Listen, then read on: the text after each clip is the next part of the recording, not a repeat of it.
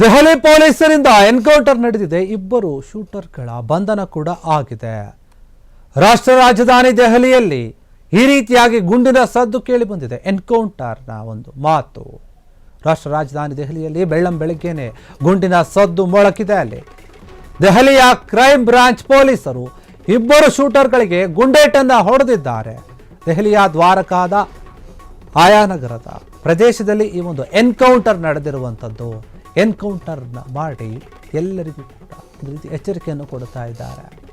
ಕೆಲವರು ಶೂಟರ್ ಏನಿದ್ದಾರೆ, ಇಬ್ಬರು ಶೂಟರ್ಗಳು ಅವರಿಗೆ ಶೂಟ್ ಮಾಡಿದ್ದಾರೆ. ಬಂಧಿತರಲ್ಲಿ ಒಬ್ಬ ಆರೋಪಿ ಯಾದ್ ರಾಮ್ ಅಂತ ಹೇಳಲಾಗ್ತಾ ಇದೆ. ಈತ 50 ವರ್ಷ ಆಯ್ತಾನಿಗೆ. ಈತ ಹರಿಯಾಣದ ಮೂಲದ ವ್ಯಕ್ತಿ ಅಂತ ಹೇಳಲಾಗ್ತಾ ಇದೆ.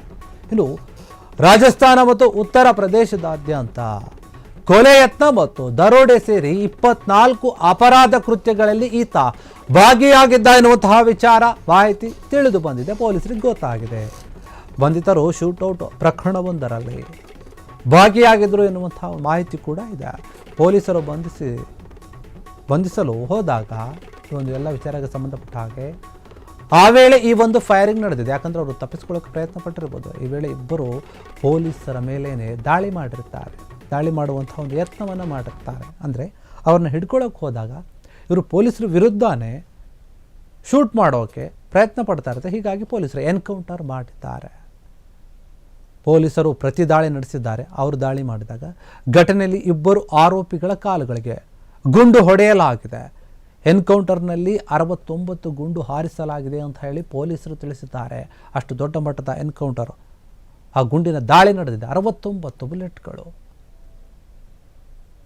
ನೋಡಿ, ಪೊಲೀಸರು ಅಪರಾಧ ಕೃತ್ಯದಲ್ಲಿ ಭಾಗಿಯಾಗಿದ್ದಾರೆ ಅಂತ ಹೇಳಿ ತಿಳಿದುಕೊಂಡು ಅವರನ್ನು ಬಂಧಿಸೋಕೆ ಹೋದಾಗ, ಹುಡುಕೊಂಡು ಹೋದಾಗ ಅವರು ಪೊಲೀಸರ ಮೇಲೆ ದಾಳಿ ನಡೆಸ್ತಾರೆ. ಅಂದರೆ ಆ ಸಮಯದಲ್ಲಿ ಪೊಲೀಸರು ತಮ್ಮ ರಕ್ಷಣೆಗಾಗಿ ಆದರೂ ಆಯುಧವನ್ನು ಯೂಸ್ ಮಾಡಬೇಕಾಗುತ್ತೆ. ಅದೇ ರೀತಿಯಾಗಿ ಅವರು ಪ್ರತಿ ದಾಳಿಯನ್ನು ಕೂಡ ನಡೆಸಿದ್ದಾರೆ. ದೆಹಲಿ ಪೊಲೀಸರು ಈ ಒಂದು ಕಾರ್ಯಾಚರಣೆಯಲ್ಲಿ ಎನ್ಕೌಂಟರ್ನಲ್ಲಿ ಯಶಸ್ವಿಯಾಗಿದ್ದಾರೆ ಅಂತ ಹೇಳ್ಬೋದು. ಇಬ್ಬರು ಶೂಟರ್ಗಳ ಬಂಧನ ಕೂಡ ಮಾಡಿದ್ದಾರೆ. ಬೆಳ್ಳಂಬೆಳಗ್ಗೆನೇ ಈ ಒಂದು ಘಟನೆ ಆಗಿರುವಂಥದ್ದು. ರಾಜಧಾನಿಯಲ್ಲಿ ಕ್ರೈಮ್ ಹೆಚ್ಚಾಗ್ತಾ ಇದೆ.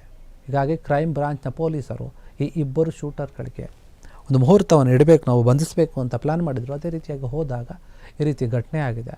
ಇಬ್ಬರು ಶೂಟರ್ಗಳಿಗೆ ಗುಂಡೇಟು ಬಿದ್ದಿದೆ. ಕಾಲಿಗೆ ಗುಂಡು ಹೊಡೆದಿದ್ದಾರೆ. ದೆಹಲಿಯ ದ್ವಾರಕಾದ ಆಯಾನಗರದ ಪ್ರದೇಶದಲ್ಲಿ ಆದಂಥ ಎನ್ಕೌಂಟರ್ ಘಟನೆ ಇದು. ಇನ್ನು ಬಂಧಿತರೇನಿದೆ ಅವರಿಂದ ಮಾಹಿತಿಯನ್ನು ಕಲೆ ಹಾಕ್ತಾ ಇದ್ದಾರೆ ಪೊಲೀಸರು. ಅದರಲ್ಲಿ ಒಬ್ಬ ಆರೋಪಿ ಯಾದ್ ರಾಮ್ ಅಂತ ಹೇಳಲಾಗ್ತಾ ಇದೆ. ಆತನಿಗೆ 50 ವರ್ಷ, ಹರಿಯಾಣದ ಮೂಲದ ವ್ಯಕ್ತಿ.